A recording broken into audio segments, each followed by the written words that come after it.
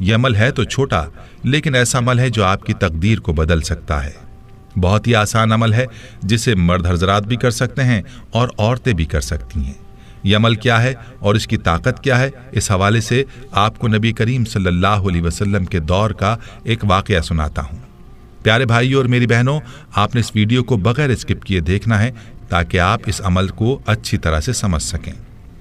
روایات میں آتا ہے کہ نبی کریم صلی اللہ علیہ وسلم نے اپنے ایک صحابی سے پوچھا کہ کیسے دن گزر رہے ہیں، تو صحابی نے عرض کیا، یا رسول اللہ صلی اللہ علیہ وسلم کیا بتاؤں، بہت ہی مفلسی اور غربت کے دن ہیں۔ بچپن میں ہی والدین فوت ہو گئے اور زندگی میں تنگیاں ہی دیکھیں، کوئی آسودگی نہیں دیکھی۔ نبی کریم صلی اللہ علیہ وسلم اپنے صحابی سے باتیں کر رہے تھے کہ حضرت جبریل علیہ السلام تشریف لائے اور آپ صلی اللہ علیہ وسلم کو یہ اطلاع دی کہ جس صحابی کے ساتھ آپ بات کر رہے ہیں اس کی زندگی کل ظہر تک ہے۔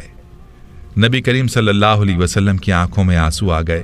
فرمایا، اے میرے صحابی، تیری سب سے بڑی خواہش کیا ہے؟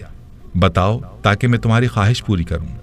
صحابی کی آنکھوں میں آنسو آ گئے اور بولا، یا رسول اللہ صلی اللہ علیہ وسلم، میں نے زندگی میں کبھی میٹھا نہیں کھایا اور میری خواہش ہے کہ میں زندگی میں میٹھا کھاؤں، اور دوسری خواہش یہ کہ مجھے زندگی میں نیک بیوی مل جائے تاکہ اس کے ساتھ آسودگی سے زندگی گزاروں۔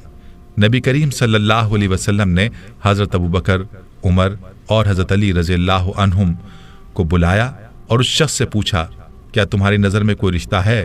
تو اس نوجوان نے کہا، میرے چچا کی بیٹی ہے جو خوبصورت بھی ہے اور نیک بھی، لیکن میری غربت کی وجہ سے وہ مجھے نہیں پوچھتے۔ تو نبی صلی اللہ علیہ وسلم نے اس کے چچا کو بلایا اور فرمایا کہ تم اپنی بیٹی کا رشتہ اس صحابی کو دے دو جو تمہارا بھتیجا ہے، اور فرمایا کہ میں نے اس کا نکاح تمہاری بیٹی کے ساتھ کر دیا ہے۔ اب اللہ کے نبی صلی اللہ علیہ وسلم نے صحابی سے کہہ کر اس صحابی کو شادی کا انتظام کروایا اور حضرت ابوبکر صدیق رضی اللہ عنہ سے فرمایا کہ اس کے لیے میٹھا پکوائیں تاکہ صحابی کی میٹھے کی خواہش بھی پوری ہو سکے۔ یوں صحابی کی شادی ہو گئی۔ اس صحابی نے اپنا مکان پیش کیا، وہ صحابی اپنی دلہن کے ساتھ اس گھر میں چلے گئے، ان کو ضروری سامان بھی دے دیا گیا اور میٹھا بھی ان کے لیے پیش کیا گیا۔ اللہ کے نبی صلی اللہ علیہ وسلم نے ایک صحابی سے کہا، ظہر سے عصر تک اس گھر کے ارد گرد رہیں، اور جیسے ہی رونے کی آواز سنائی دے تو آپ صلی اللہ علیہ وسلم کو اطلاع دیں۔ وہ صحابی وہاں موجود رہے، لیکن کوئی رونے کی آواز نہ آئی، بلکہ خوشی اور ہنسنے کی آوازیں ہی سنائی دیں۔ عصر کے وقت اس صحابی نے نبی کریم صلی اللہ علیہ وسلم کو سارا ماجرا بتایا تو آپ صلی اللہ علیہ وسلم سجدے میں گر گئے اور اللہ رب العزت سے عرض کیا، یا اللہ، جبریل علیہ السلام نے تو مجھے اطلاع دی تھی کہ صحابی کی زندگی ظہر تک ہے، لیکن یہ کیا ماجرا ہے؟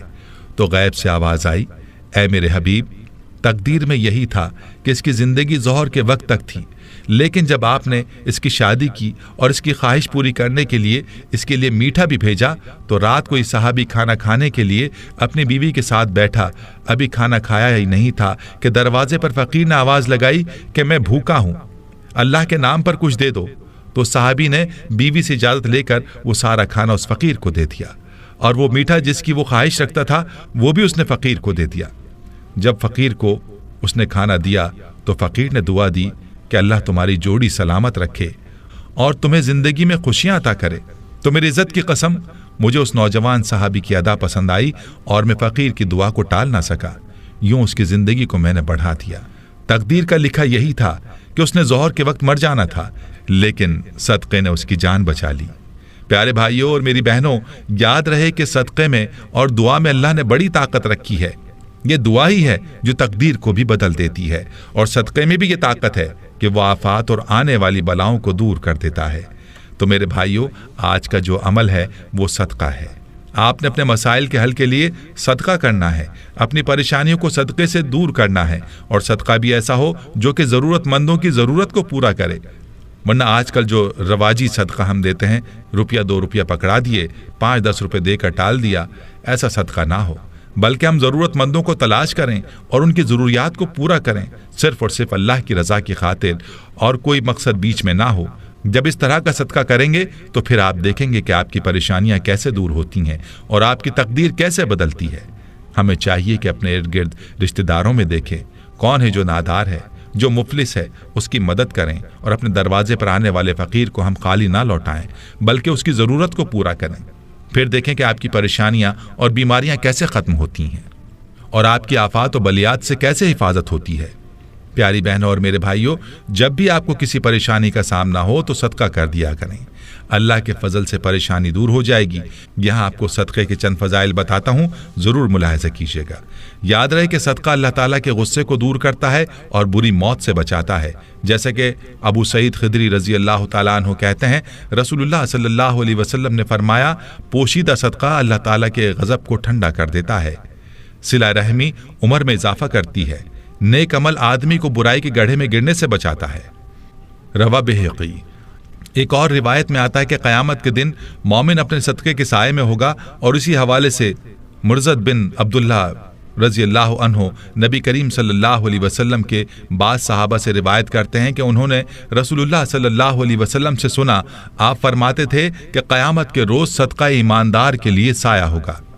رواہ احمد۔ اور یاد رہے کہ معمولی چیز کا صدقہ بھی آگ سے بچا سکتا ہے، جیسا کہ پہلے بھی ذکر کیا گیا کہ ایک کھجور بھی اگر اخلاص کے ساتھ اللہ کی راہ میں دے دی جائے تو اس کا اجر بھی پہاڑ جتنا ہوگا۔ اور عدی بن حاتم رضی اللہ عنہ کہتے ہیں کہ میں نے رسول اللہ صلی اللہ علیہ وسلم کو فرماتے ہوئے سنا، جہنم کی آگ سے بچو، خواہ کھجور کا ایک ٹکڑا ہی دے کر بچو۔ بخاری۔ دوستو، معلوم ہوا کہ اللہ کی راہ میں دی ہوئی ایک کھجور بھی انسان کو جہنم کی آگ سے بچا سکتی ہے۔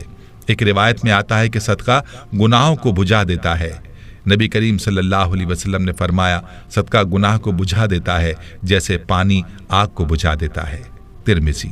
دوستو، صدقہ دینے کا فائدہ ایسا ہے جو دوسروں سے بڑھ کر ہے۔ خود ہی سوچ لیجئے کہ پانی کس تیزی سے آگ کو بجھانے کا کام کرتا ہے، اور صدقے کی مثال بھی اسی طرح سے ہے کہ گناہوں کی آگ کو ایسے ہی بجھاتا ہے، یعنی مٹاتا ہے جیسے پانی آگ کو۔ دوستو، ایک بات یاد رہے کہ متعدد آیات اور روایات سے یہ بات معلوم ہوتی ہے کہ صدقہ دینے سے مال کم نہیں ہوتا، اور اسی بارے میں حضرت ابو ہریرہ رضی اللہ تعالیٰ عنہ کہتے ہیں کہ رسول اللہ صلی اللہ علیہ وسلم نے فرمایا، صدقہ دینے سے مال کم نہیں ہوتا، معاف کرنے سے اللہ عزت بڑھاتا ہے، اور عاجزی اختیار کرنے پر اللہ مرتبہ عطا فرماتا ہے۔